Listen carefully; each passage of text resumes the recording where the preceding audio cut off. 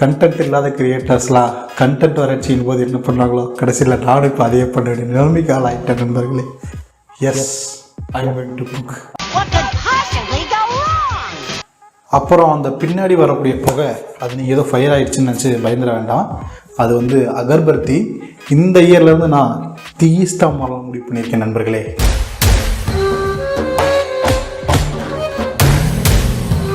ஆக்சுவலாக இந்த வீடியோ வந்து நான் 2வது தடவை ஷூட் பண்ணிருக்கேன். ஆல்ரெடி இந்த வீடியோ நான் ஆல்ரெடி ஷூட் பண்ணிட்டேன். ஏற்கனவே நான் சேமியா சமைச்சிட்டேன். அந்த ஃபைலில் என்ன ஆயிடுச்சு அப்படின்னா அதனால் இது அதை பற்றி பேசி பிரயோஜனம் கிடையாது. ஸோ அதனால் தன்னம்பிக்கையோட விடாமுயற்சியோட அடுத்த வீடியோ எடுக்கலாம் அப்படின்ட்டு நான் வந்துட்டேன்.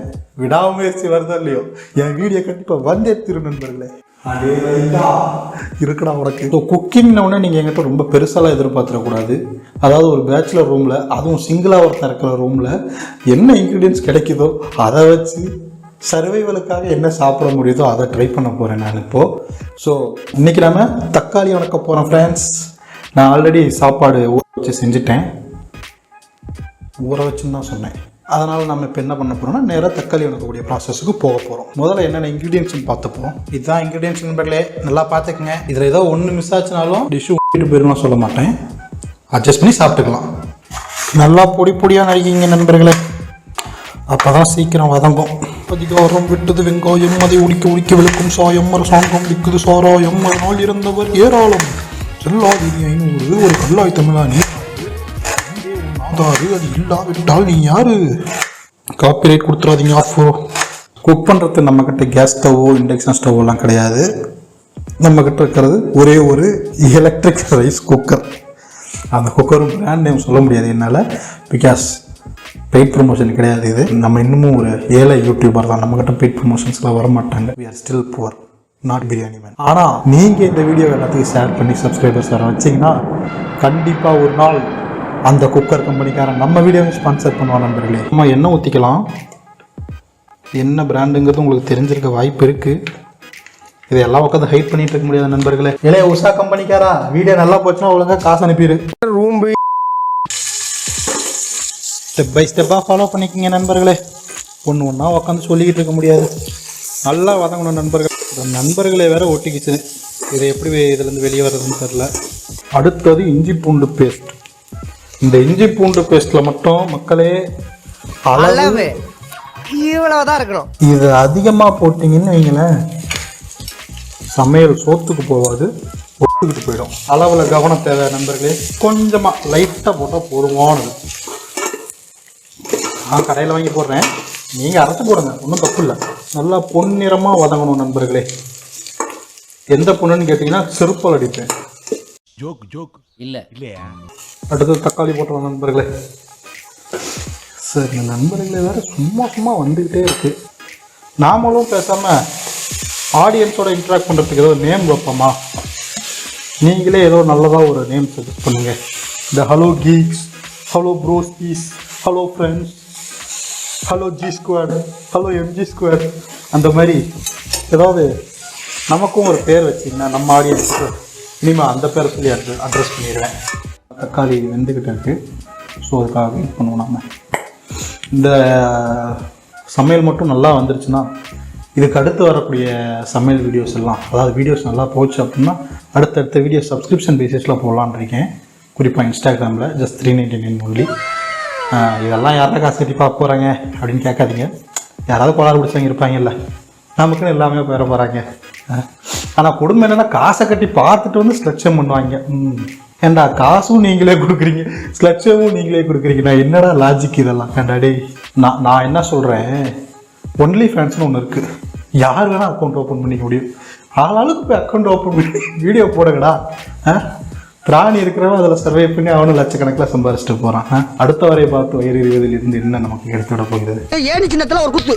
அப்படியே இன்ஸ்டாகிராமில் என்னுடைய சமையல் வீடியோவையும் எல்லாம் சப்ஸ்கிரைப் பண்ணி பார்த்தீங்கன்னா நாளைக்கு என்னையும் யூடியூப் சேனல்ஸ்லாம் இன்டர்வியூ எடுக்க கூப்பிடுவாங்க. நானும் போயிட்டு எல்லாருக்கும் எப்படி சமைக்கிறதுங்கிறத டிப்ஸ் கொடுத்துட்டு வருவேன். ஏன்னா நான் சமையல்காரன் இல்லையா, ஆனால் என்னை கூப்பிட்டா சமையல் கேள்வி கேட்பாங்க. ஒருவேளை நான் மாடலாக இருந்ததுன்னா என்னை கூப்பிட்டு 18+ கேள்வி கேட்பாங்க. நானும் அதை என்கரேஜ் பண்ணிட்டு வருவேன். பட் நான் சமையல்காரனாக போயிட்டேன். ஒரு குத்து என்ன எல்லாம் இன்டர்வியூ எடுப்பீங்களா ஃப்ரெண்ட்ஸ்? எடுக்கலாம். 1000 பஸ் இதை எடிட் பண்ணிடு. ஸோ இப்போ நம்ம அடுத்து இது கூட சேர்த்த வேண்டிய மசாலாக்கள் ஒன்று ஒன்றா சேர்த்திடலாம். லேசாக மிளகுத்தூள். ஏற்கனவே நம்ம 3 பச்சை மிளகாய் போட்டு விட்டதுனால ரொம்பலாம் போட வேணாம். ஏன்னா போன தடவை சேமியாவுக்கு போட்டு பெட்டக் செஞ்சு படுத்து கிடந்தேன். மஞ்சத்தூள் ரொம்ப லைட்டாக. ஆனால் ஆக்சுவலாக எனக்கு மஞ்சத்தூளோட டேஸ்ட் ரொம்ப பிடிக்கும். கொஞ்சம் வியர்டு தான். யாருக்கெல்லாம் பிடிச்சிக்கிதோ கமெண்ட்ஸ் சொல்லுங்கள். அடுத்தது லைட்டாக மல்லித்தூள். இது நீங்கள் கொஞ்சம் போடலாம், தப்பு கிடையாது. அடுத்தது சோலை மசாலான்னு ஒன்று அந்த பாய் கொடுத்தாப்புல. அது எது கொடுத்தாப்புலன்னு தெரில. சரி போட்டு பாருங்கள் என்ன இருப்போது அப்படின்னு சொன்னாப்புல. நானும் சரி லேசாக தூவி விடுவோமே அப்படின்னு வாங்கிட்டு வந்துட்டேன் ஃப்ரெண்ட்ஸ். மசாலாக்கள் போட்டாச்சு, வதக்க ஆரம்பிப்போம். ஆக்சுவலி இதே மாதிரி மசாலாக்கள் இன்னொரு இடத்துலையும் போடுவாங்க. எங்கன்னு தெரியுங்களா? சினிமாவில். இந்த ஆடியன்ஸுக்கு இந்த ஃப்ளேவர், இந்த ஆடியன்ஸுக்கு ஒரு சாங், இந்த ஆடியன்ஸுக்கு ஒரு ஃபைட், இந்த ஆடியன்ஸுக்கு ஒரு எமோஷன், இந்த ஆடியன்ஸுக்கு ஒரு சென்டிமெண்ட் சீன் அப்படின்னு சொல்லிட்டு சினிமாவில் இதே மாதிரி மசாலாக்களை ஆட் பண்ணுவார்கள். பட் இது எங்கே ஒத்து வராது அப்படின்னு பார்த்தீங்கன்னா, இது அரசியலுக்கு ஒத்து வராது. இந்த ஆடியன்ஸுக்காக இந்த தலைவரிடமிருந்து கொஞ்சம், அந்த ஆடியன்ஸுக்காக அந்த தலைவரிடமிருந்து கொஞ்சம் அப்படின்னு சொல்லி கொள்கைகளை நம்ம தலைவர்கள்கிட்ட இருந்து பிச்சு எடுத்து ஒரு கட்சி உருவாக்க முடியாது. அது சில பேர் செய்கிறாங்க. மசாலாக்களை சினிமாவிலும் சமையலிலும் மட்டுமே பயன்படுத்த வேண்டும். கமர்ஷியல் பாலிடிக்ஸ் என்பது எடுபடாது. தலைவர்கள்கிட்ட இருந்து கொள்கையை ஒவ்வொருத்தருக்கும் ஒவ்வொரு கொள்கை எடுக்கலாம். ஆனால் அடிப்படை கொள்கையிலேருந்தே முரண்பட்டோம்னா அது நம்ம அந்த தலைவர்களோட நம்ம ஒன்றவே இல்லைன்னு அர்த்தம். அம்பேத்கரை கொள்கை தலைவராக ஏற்றுக்கிட்டு பகவத்கீதையும் நம்ம உள்ள ஆதரித்தோம் அப்படின்னா அது அடிப்படையிலேயே முரண்காது. எப்படிங்க கொள்கைவாதி ஆகிக்கினீங்க? தண்ணி ஊற்றியாச்சு, நல்லா வேகுது ஃப்ரெண்ட்ஸ். நண்பர்களிலேருந்து இப்போ ஃப்ரெண்ட்ஸுக்கு வந்திருக்கேன். நல்ல இம்ப்ரூவ்மெண்ட். நான் யாரையும் தனிப்பட்ட ரீதியில் மறைமுகமாலாம் பார்க்கல. அரசியலுக்கு வரும் நடிகர்களை பற்றி சொல்கிறேன், அவ்வளோதான். மற்றபடி நான் வெறும் சமையல்காரன் தான், நான் சமைச்சிட்டு மட்டும்தான் இருக்கேன். எனக்கும் அரசியலுக்கு என்ன சம்பந்தம்? நீங்கள் நம்ப மாட்டீங்க, எப்படி சமைப்பதுன்னு நானும் மெட்ராஸ் சமையல் மாதிரியான யூடியூப் சேனல்ஸ்லாம் பார்த்து நோட்ஸ் எடுத்துகிட்டு தான் சமைச்சிக்கிட்டு இருக்கேன் ஃப்ரெண்ட்ஸ். அப்புறமா இன்னொரு விஷயம் நான் பேசணும்னு நினச்சேன் ஃப்ரெண்ட்ஸ். கொஞ்ச நேரத்துக்கு முன்னாடி ஒரு வீடியோ ஒன்று பார்த்தேன். இந்த சமையல் சார்ந்த ஒரு வீடியோ தான் யூடியூப்பில். நம்ம இன்ஸ்டாகிராமில் ஒரு பிரபலமான இன்ஃப்ளூயன்சர் இருக்கார், கண்டென்ட் கிரியேட்டர் இருக்கார், பிளாக்கி ஸ்டார் அப்படின்னு சொல்லிட்டு. நல்ல ஒரு கண்டென்ட் கிரியேட்டர் தான். டான்ஸ் வீடியோஸ்லாம் கொஞ்சம் அப்படி இப்படி பண்ணாலும் அவரோட எஜுகேஷனல் கண்டென்ட் எல்லாமே நல்லாயிருக்கும். அதாவது கடமைக்குன்னு பண்ணாமல் ஜெனூனாக இருக்கும் அந்த வீடியோஸ் எல்லாமே. நல்ல ஒரு கண்டென்ட் கிரியேட்டர் தான். அவர் ஒரு ஒப்பீனியன் ஒன்று ஷேர் பண்ணியிருந்தார். சென்னை ஃபுட் ஃபெஸ்டிவலில் மெனுவில் பீஃபை ஆட் பண்ணலன்னு சொல்லிட்டு நீலம் பண்பாட்டு மையம் கொஷின் ரைஸ் பண்ணியிருந்தாங்க. பீஃப் போட்டாங்கன்றது வேறு விஷயம், பட் மெனுவில் ஆட் பண்ணல. அவர் பீஃபுக்கு கேட்குறீங்களே, நீங்கள் ஏன் போருக்கு கேட்க மாட்டேங்கிறீங்க அப்படின்னு சொல்லி நீலம் பண்பாட்டு மையம் ரஞ்சித்தை பார்த்து கேள்வி எழுப்பியிருந்தார். ஆக்சுவலி என்னென்னா, போருக்கு இப்போ வேணும் அப்படிங்கிறது உங்கள் எண்ணமா, இல்லை ரஞ்சித் மாட்டுக்கறியை பற்றி பேசக்கூடாதுங்கிறது எண்ணமா? ஒருவேளை போருக்கும் அங்கே இருக்கணும் அப்படின்னு நீங்கள் நினச்சிருந்தீங்கன்னா நீங்கள் அந்த கேள்வி, ரஞ்சித் எப்படி மாட்டுக்கறி ஏன் இல்லை மெனுவில் இல்லைன்னு கேள்வி எழுப்பினாரோ அந்த மாதிரி போருக்கு ஏன் இல்லை, பன்றிக்கறி ஏன் இல்லை அப்படின்னு சொல்லிட்டு நீங்கள் கேள்வி எழுப்பியிருக்கணும்.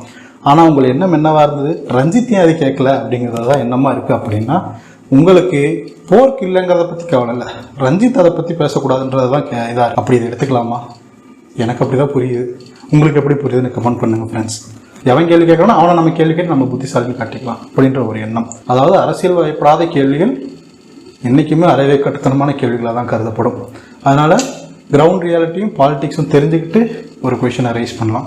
ரெண்டாவது, இன்னொருத்தனை பார்த்து நீ அந்த கேள்வி கேட்டியா அப்படின்னு கேட்குறத விட நம்ம அந்த கேள்வி கேட்குறது, நம்ம முன் அந்த கேள்வி கேட்குறது தான் முறையான விஷயமா இருக்கும். நண்பர்களே, நல்லா தான் வந்துக்கிட்டு இருக்குது. அப்புறமா நான் இன்னொரு விஷயம் பேசணும்னு நினச்சேன். என்னென்னா, பிக் பாஸ் இந்த சீசன் நான் ஸ்டார்டிங்லேருந்தே பார்த்துக்கிட்டு வந்துக்கிட்டு இருக்கேன். நான் எல்லா சீசனும் கண்டினியூஸாக வாட்ச் பண்ணது கிடையாது. ஒரு 4 சீசன் அதிகமாக வாட்ச் பண்ணியிருப்பேன்.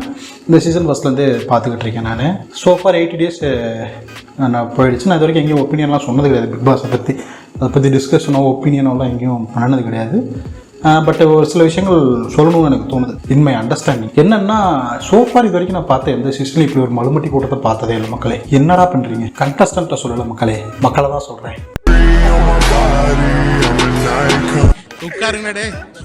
உண்டான ஒரு மலுமட்டியாக இருக்கீங்களா? ஏடா கைத்தட்டல் அப்படின்றதுக்கு ஒரு வேல்யூ இருக்குது. எல்லாத்துக்குமாடா கை தட்டுறீங்க? எதுக்குடா இருக்கு எல்லாத்துக்கும் கை தட்டுறீங்க? குறிப்பாக ஒருத்தர்கிட்ட போஸ்ட் கேள்வி கேட்குறாரு அப்படின்னா அவங்க கிட்டுக்கு புட்டி கேள்விகள் கேட்டுருவாரு. அவங்க வந்து அதுக்கு பதில் கேள்வி என்ன கேட்கல, நீ வாட்டுக்கு பேச ஆரம்பிச்ச என்ன அர்த்தம்? சார் யாரு ஆமா, இப்போ நான் கேட்கணுமா இல்லையா? கேட்குற மூடே இல்லை போங்க. எப்படியும் அவர் சொல்கிற பதிலுக்கு இவர் சாட்டிஸ்ஃபை ஆக போகிறது கிடையாது. அவர் என்ன எதிர்பார்க்குறாருன்னு தெரில, அவர் டீம் என்ன எதிர்பார்க்குறாங்கன்னு தெரில. அது ஒரு பக்கம் விடுவோம். நீங்கள் எதுக்குடா பேரை கூப்பிட்டாலே கை தட்டுறீங்க? அதுவும் அப்படி ஒரு கூச்சலோட கத்திக்கிட்டு கை தட்டுறீங்க. பெரும்பாலான நேரங்களில் அந்த கண்டஸ்டன்ஸோட ஃபேஸ்லேயே காட்டி கொடுத்துருது உங்கள் கைத்தட்டலே இதுக்கு மேலே நம்ம பேசுகிறதுனால எந்த பிரயோஜனமும் இல்லை அப்படின்ற மனநிலைக்கு அந்த கண்டஸ்டன்ட் போகிறதுக்கான நிலையை உங்கள் கைத்தட்டலே உருவாக்கிடுது. நீங்கள் என்ன செய்றீங்கன்னு புரியுதா? நீங்கள் புள்ளி பண்ணிக்கிட்டு இருக்கீங்க. லிட்ரலி கைத்தட்டியே புள்ளி பண்ண முடியுங்கிறத உங்கள்கிட்ட தான் கற்றுக்கிடும். முந்தின சீசனில் இருந்த அளவுக்குலாம் அதில் டாக்ஸிசிட்டியே கிடையாது. இதில் இருக்கிற எஸ் சீசன் வந்து போரிங்காக தான் போகுது. எனக்கு அவ்வளோ இன்ட்ரெஸ்டிங்காக படலை. அது மேபி எடிட்டர் அவன் என்ன பண்ணுறான்னு தெரில. இது 24 ஹவர்ஸ்லேருந்து எடுத்து போடுற வீடியோஸ்லாம் கிளிப்பிங்ஸ்லாம் நல்லா இருக்குது. 1 hour கட்டு மயிர் மாதிரி வருது. என்ன எடிட் பண்ணுறாங்கன்னு தெரில. சரி, அதை கூட விடகிடாவே.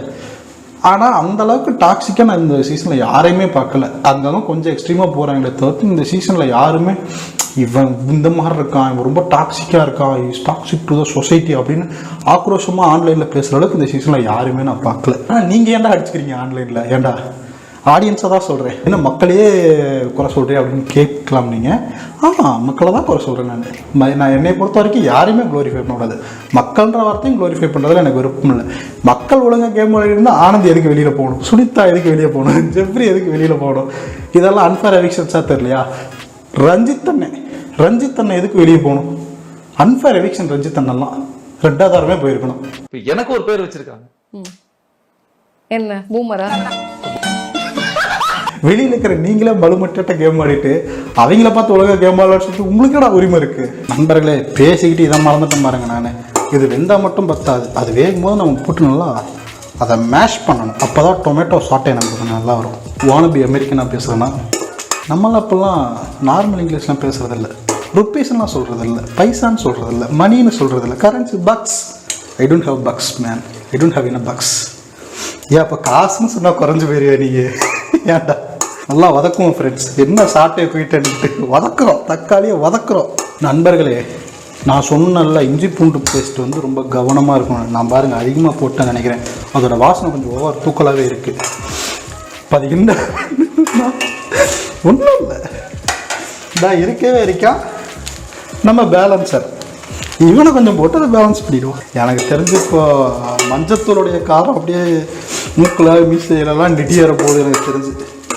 அந்த ஃபீலிங் யாராவது ஃபீல் பண்ணியிருக்கீங்களா? அந்த மஞ்சத்தூள் கொஞ்சம் அதிகமாக வந்துட்டால் அப்படியே உதட்டலாம் ஒரு மாதிரி நமங்கும்.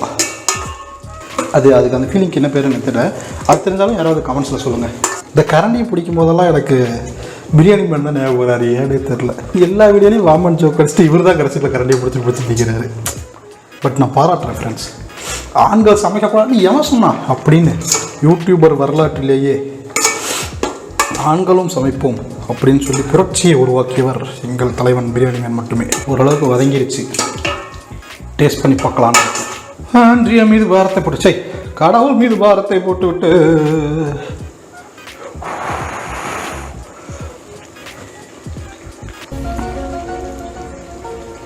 நண்பர்களே, சாலையோரம் நின்று சாட்டையார் அடித்துக் கொண்டால் கூட எனக்கெல்லாம் சமையல் வரும்னு நினச்சதில்ல நண்பர்களே. லண்டன் போய் படிச்சுட்டு வந்தால் கூட இப்படி ஒரு சமையல் எவனாலையும் பண்ண முடியாது. ப்ளசன்ட் பிஜிஎம் ரோலிங், நீங்களே ஃபீல் பண்ணிக்கோங்க. இட்ஸ் டன் நண்பர்களே. எப்போ இருக்குன்னு பார்த்துட்டு சொல்லுங்கள்.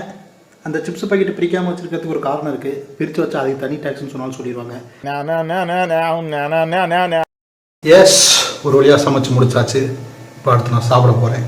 ஸோ இதோட இந்த வீடியோ முடிச்சு நான் சாப்பிட்டதுக்கப்புறம் பேச மாட்டேன். காரணம் என்னென்னா, ஒரு கோட் ஒன்று படிச்சிருக்கேன், after full billy everything is போயம்னு சொல்லிட்டு.